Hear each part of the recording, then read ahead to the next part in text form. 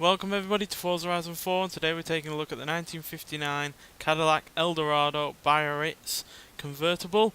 Now this is part of the third generation that was produced between 1957 to 1960, though this 1959 version was a more unique model year due to its tail fin design, which was far more modest before and after this year of the car's production.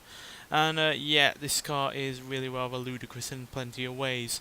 Not just in terms of size, but also in terms of styling, and yeah, in terms of general ostentatiousness, quite frankly, because yeah, there's nothing really in terms of luxury that this car doesn't have that you'd expect from a car from 1959. Just a few things that this car has. It has power steering, power brakes, power windows, 6-way power seats, remote control trunk lock, air suspension and electric door locks, and no luxury car from the 50s or luxury car from America in general will be complete without an automatic gearbox, a 4-speed one at that. And yeah, ludicrous in every way, quite frankly, but I just love the fact that this car is on the game. Now, we've not had this car for a while on Forza games. We've not had it since I think Forza Motorsport 4, so it's been a long time coming having this car on any Forza game, quite frankly. Sorry. And if I'm honest, if I was going to have a luxury car on this game from America from around this time, I would have preferred the Lincoln Continental, which again has not been on a Forza game since Forza Motorsport 4. But this will do really as a subsidy, quite frankly. And yeah, it's got a ludicrously sized engine as well. 6.4 litre V8 engine producing 345 horsepower and 435 pounds-feet of torque. Now I know that sounds like a lot, certainly quite a lot from 1959, but yeah, and you have to take into account that this car weighs 5,060 pounds, which is quite a lot for a a convertible cruiser, quite frankly. But that engine is quite modest in comparison to the cars from 1967 to 1970, which had an 8.2 litre V8 engine producing 400 horsepower and 550 pounds-feet of torque. No muscle car back then could compete with that in terms of torque, and very few had more horsepower than that. So yeah, this is modest in comparison to that in terms of engine size, but in terms of styling, yeah, really rather ludicrous. But like I said, before this and after this year, the tail fins were far smaller, and I don't think they had the double bullet tail lights. So yeah, this is pretty much a one-off really, and yeah, it's also got a ludicrously sized boot as well.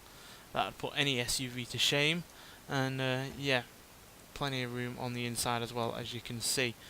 But yeah, I really do like this car. I know it's ridiculous, no it's not all that quick, yeah, it's got more power than anything that's around from this period, but doesn't have the acceleration or the top speed to really use that power. But yeah, I really do like it.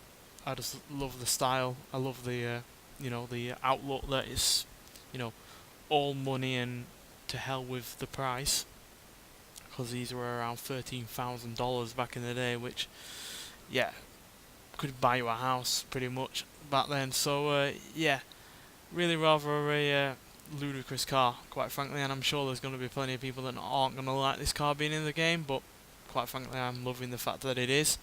But nonetheless, let's get out onto the open road and see what it can do. So yeah, with this really rather large body and all that equipment that I stated before, which was only part of the options list, or the standard options list, quite frankly, this car is obviously as a weighty vehicle, like I said, at 5,060 pounds. So even though it does have a lot of power, more power than most vehicles from this period, it's not quick. 0 to 60 in 9.7 seconds, 0 to 124.380 seconds, and it will go into a top speed of 139 miles an hour, though I would never want to do 139 in a car like this from the period, whether it's this car or any car, quite frankly, because yeah, it's fair to say this car really doesn't handle all that well.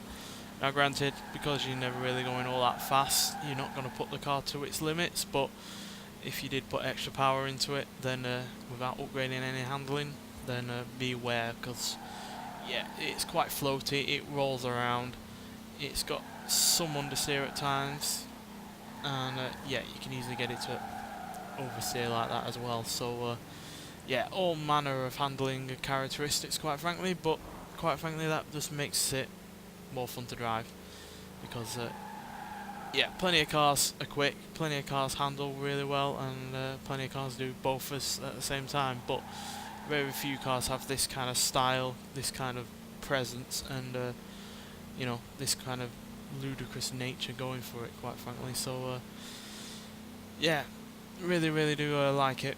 No, it's not going to set any records, and yeah, there's going to be, obviously, like I said before, plenty of people that aren't going to like this car being in the game because it's not a 200 mile an hour supercar, whatever.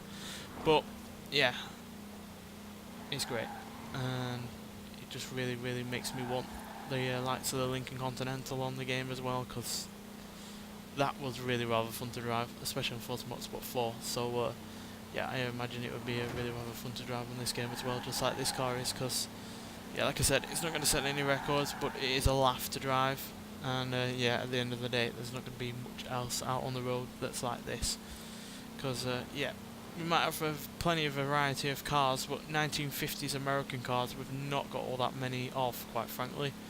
Sure, we have a smaller car list on this game, so there's bound to be less of them, but even if you combined every 50s American car that we've ever had on every Forza game, it still wouldn't be all that much. I think we'd probably struggle to get into double figures, in fact. So yeah, more like this, quite frankly, because there are plenty of them out there that are interesting and yeah, deserve a place on this game or any other Forza game, to be honest.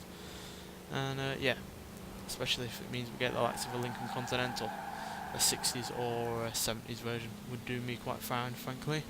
And yeah, if we could also get a 5th or 6th generation version of this, then that would also be really good, especially if it had that massive 8.2 litre V8, which I think is the largest production V8 ever made. So yeah, that in of itself makes that kind of car worthy addition to this game.